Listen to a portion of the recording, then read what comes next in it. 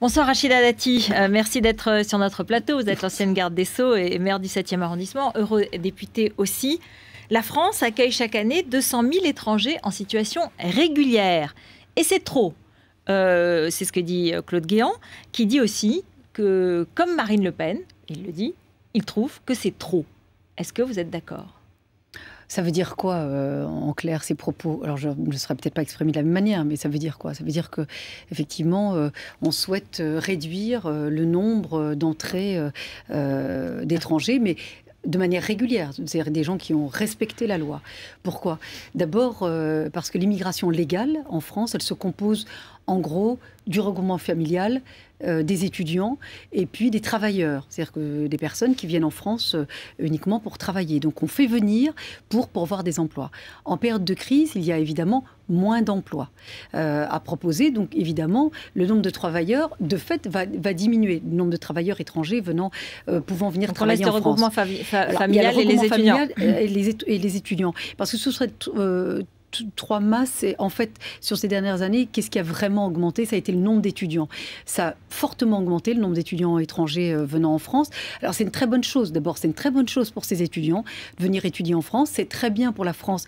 Ça lui permet aussi de contribuer à son rayonnement. Ils ont des problèmes, hein. Vous avez remarqué qu'il y a un certain nombre de cas qui sont concernés. Alors, ce qu'il faudrait, c'est effectivement non seulement de pouvoir permettre, de continuer à permettre à des étudiants de venir faire leurs études en France, mais qu'à l'issue de leurs études, ils puissent retourner travailler dans leur pays. Pourquoi? Parce que souvent les pays d'ailleurs d'origine financent leur cursus étudiant en France. Puis d'autre part, ils peuvent exercer leur métier dans leur pays d'origine et contribuer au développement de leur pays.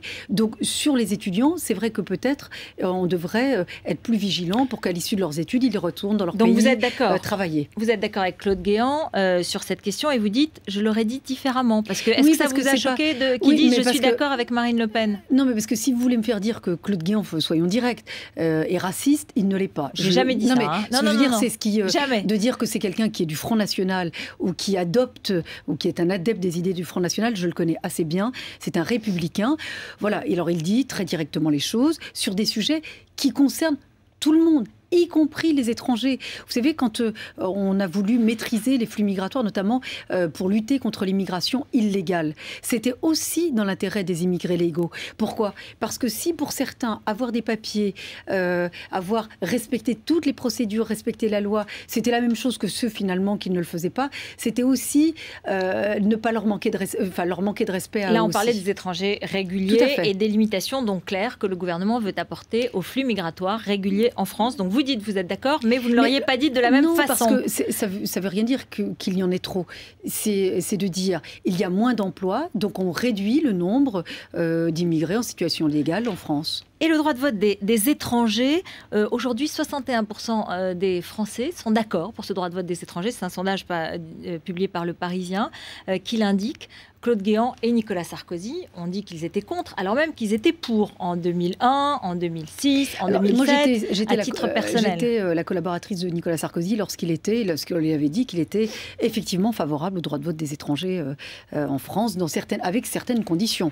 Une durée de séjour minimum, importante, le fait d'avoir effectivement un emploi, de payer ses impôts, mais aussi de demander la réciprocité pour les pays concernés. On oublie de le dire. C'était effectivement... Ensuite, il y a eu le programme présidentiel. Il a dit, je n'ai pas de mandat pour le faire, donc ça n'était pas dans son programme.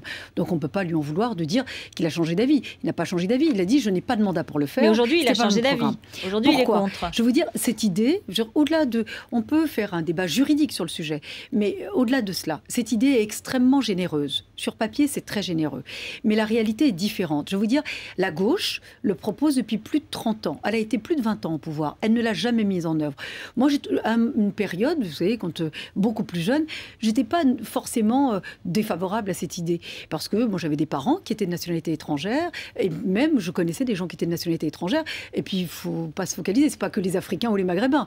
Des gens de nationalité étrangère qui ne voulaient pas perdre leur nationalité, mais qui étaient résidents réguliers en France. Donc l'idée n'était pas forcément absurde. C'est une idée que François Bayrou défend, que Jean-Louis Borloo défend, que François Hollande défend. On a eu, pendant toutes ces années, et je peux en parler, c'est pour ça que lorsque nous arriverons à avoir un vrai débat avec la gauche, on a eu une politique d'intégration totalement désastreuse en France. Moi, je l'ai écrit, j'en ai fait une partie dans mon livre. Ça a été une politique désastreuse qui a conduit à quoi? Qui a conduit à une montée des communautarismes. Et bien moi, je préfère aujourd'hui, et puis pour le candidat à l'élection présidentielle, ça va être un enjeu de mettre en œuvre et sur pied une politique ambitieuse d'intégration fondée sur des valeurs républicaines, par exemple l'égalité, la lutte contre les discriminations, l'éducation à la citoyenneté pour favoriser l'accès à la nationalité. Sinon, nous allons créer une inégalité face à la citoyenneté et je trouve que ça serait grave. Alors, donc on n'a pas besoin de ça. Lorsque François Hollande dit c'est pour faire peur, parce que Claude Guérin a dit « moi je ne veux pas que la Seine-Saint-Denis soit pleine de maires étrangers ». Or, ce n'est pas prévu dans la proposition du Parti socialiste. Donc il y a une sorte de ça manipulation. N'est même pas le cas, vous savez, pour les étrangers communautaires. Oui. Ce n'est pas le cas, ils ne peuvent pas être maires, ils ne peuvent pas être adjoints au maire, ils peuvent être conseillers municipaux. Donc, donc Claude Guérin il a agité des peurs. Oui, est-ce que c'est ça l'objectif du gouvernement aujourd'hui? Les responsables politiques, et on peut le dire pour d'autres gens, on parlait tout à l'heure pour la parité ou la diversité. Moi, je trouve que quand on est un responsable politique, on n'est pas là pour, on est là pour éclairer les Français. On n'est pas là pour être une caisse de résonance de peur ou d'angoisse. On n'est pas là pour éteindre la lumière et se faire peur. Au contraire, on est là pour éclairer.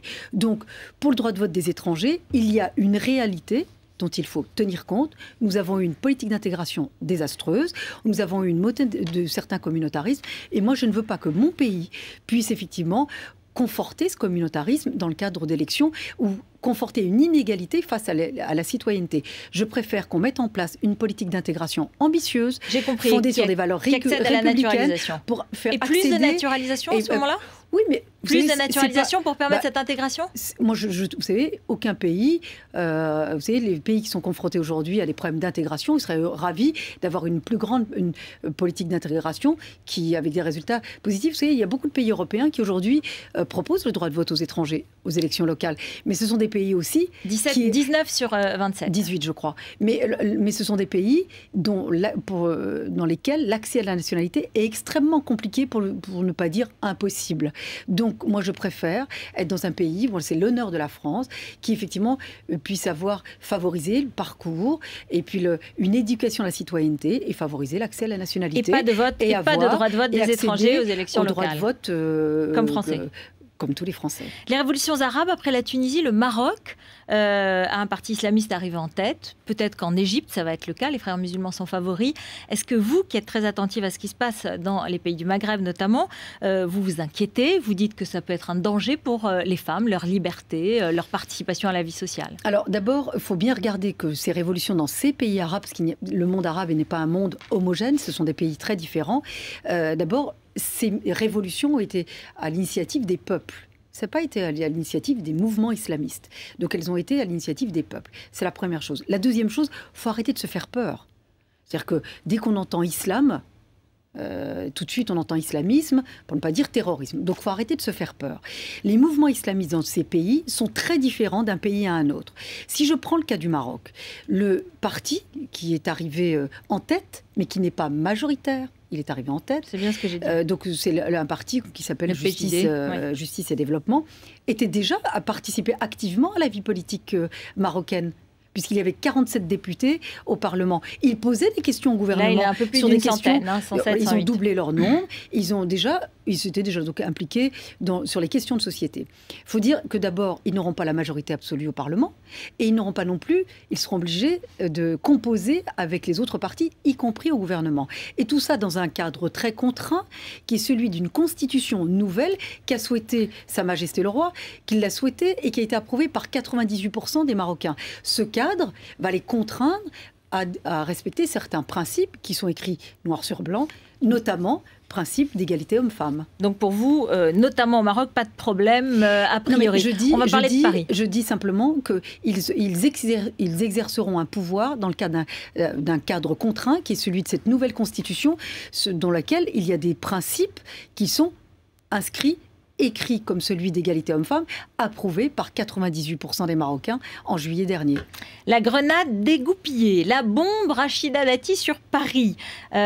Pourquoi est-ce que vous faites tellement peur? Pourquoi est-ce que on en parle tant? Et pourquoi est-ce que vous craignez pas d'agacer à force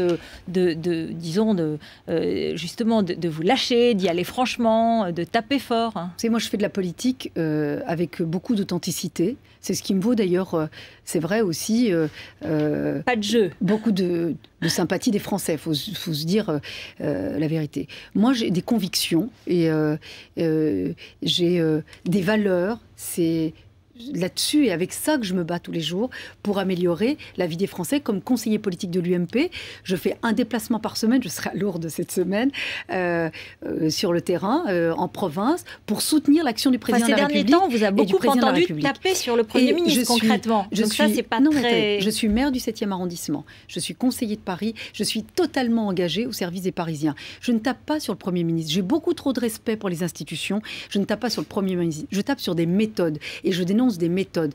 Est-ce qu'il serait anormal, alors que tous mes prédécesseurs ont été le maire de l'arrondissement et puis investis ensuite aux législatives comme députés du lieu où ils sont élus? Donc est-ce qu'on aurait encore une exception me concernant? Je dis simplement que je suis déterminée à me présenter aux élections législatives et puis un parti qu'a voulu Nicolas Sarkozy, ce sont des valeurs qui sont défendues par Jean-François Copé, qui sont lesquelles le respect de la parité, le respect des femmes, le respect du travail. Nous serions la seule ville en France, Madame Melkrief, à ne pas avoir de femmes investies à droite à Paris, alors que Paris, la majorité des Parisiens sont des femmes. Voilà une information. Alors Jean-François Copé, il a dit hier sur Radio J, à partir du moment où le Premier ministre a pris la décision d'être candidat dans le 7e, je ne vois pas qui au sein de notre famille peut le récuser.